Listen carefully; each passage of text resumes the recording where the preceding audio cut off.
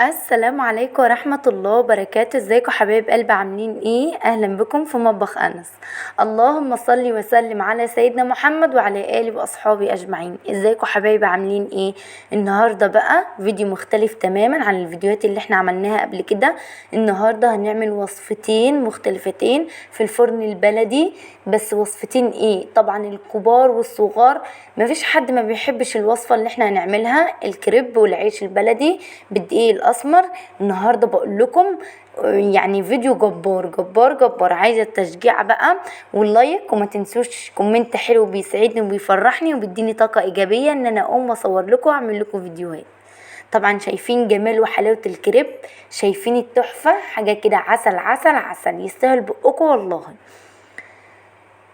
شايفين الجمال والحلاوه، شايفين التحفه، حاجه كده وباظظ باظظ خالص. طبعا لو هتشتري من بره مش هيبقى باظظ خالص كده.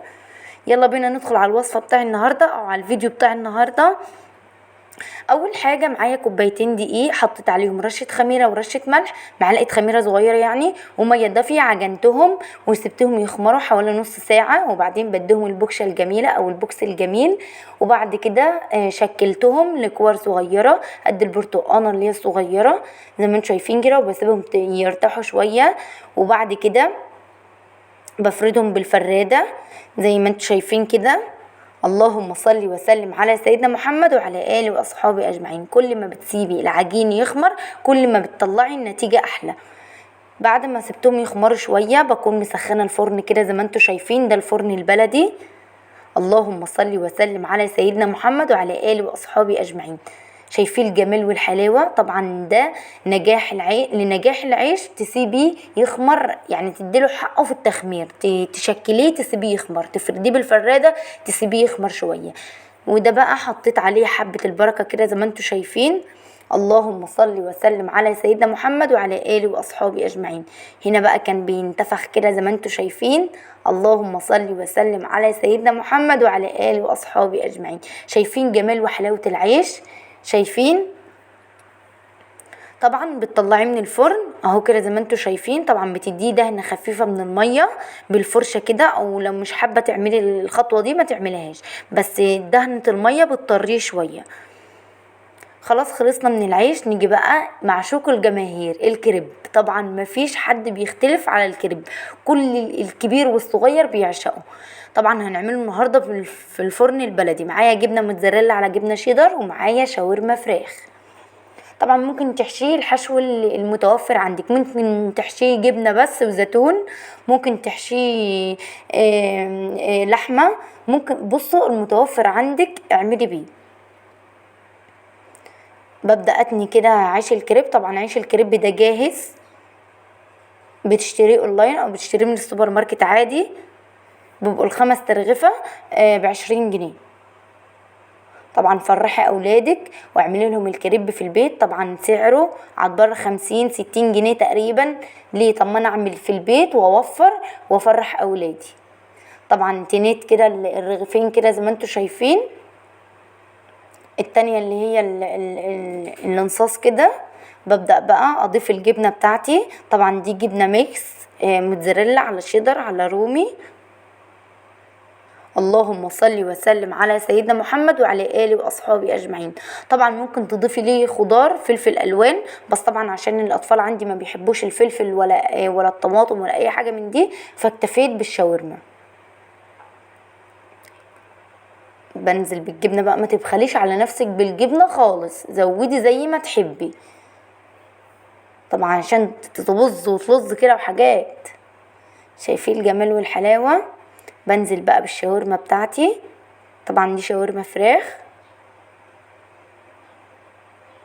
اكتر بردك، اخلي الكريب بصوا هينفجر من كتر الحشو.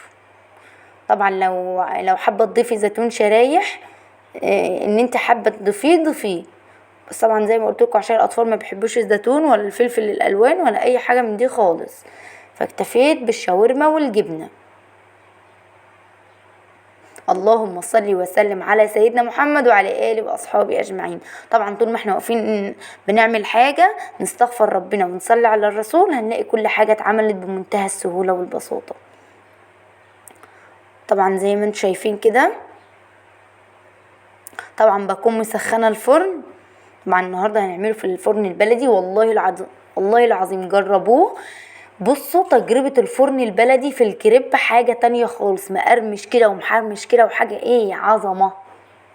بضيف برضو رشة جبنة على الشاورما بعد ما ضفت للشاورما، ما تبخليش. دلعي نفسك كده بالكريب ودلعي اولادك، هيفرحوا جدا جدا جدا. اللهم صل وسلم على سيدنا محمد وعلى آله وأصحابه أجمعين. طبعا بعد ما خلصت الكريب بقى هبدأ ألفه كده مثلثات زي ما انتم شايفين كده.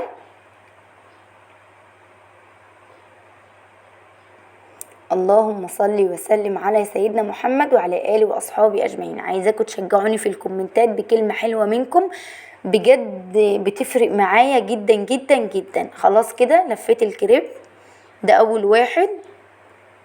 شايفين جمال وحلاوة الكريب، يجوع قبل ما يدخل الفرن زي ما انتم شايفين كده.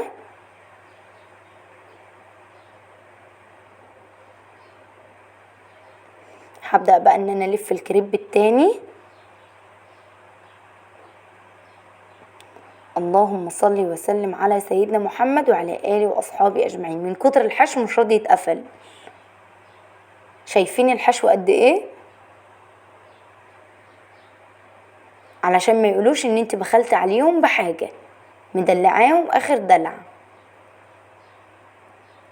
خلاص كده هوب ندخله الفرن. شايفين جمال وحلاوة الكريب؟ طبعا ده الفرن البلدي اللي لسه عاملين من شوية في العيش. طبعا هفضل اقلب في الكريب بقى فوق وتحت لحد ما ياخد التحميصة اللي قدامكم دي. شايفين؟ اللهم صل وسلم على سيدنا محمد وعلى آله وأصحابه أجمعين. شايفين جمال وحلاوة الكريب؟ طبعا هقلبه وارجع لكم تاني بعد ما قلبت الكريب كده الجميل التحفة ده. شايفين الحشو عامل ازاي؟ شايفين التحفة؟ حاجة كده عسل عسل عسل.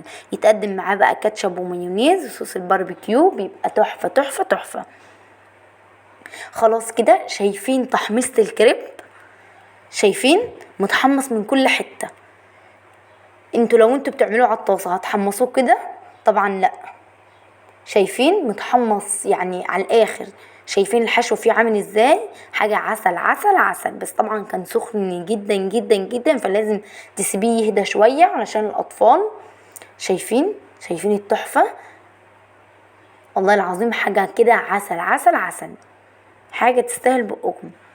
اتمنى فيديو النهاردة يكون عجبكم ونال رضاكم، واتمنى ما كنتش تقلت عليكم. وعايزه رايكم في الكومنتات في الفيديو بتاع النهارده، ان احنا عملنا وصفات في الفرن البلدي.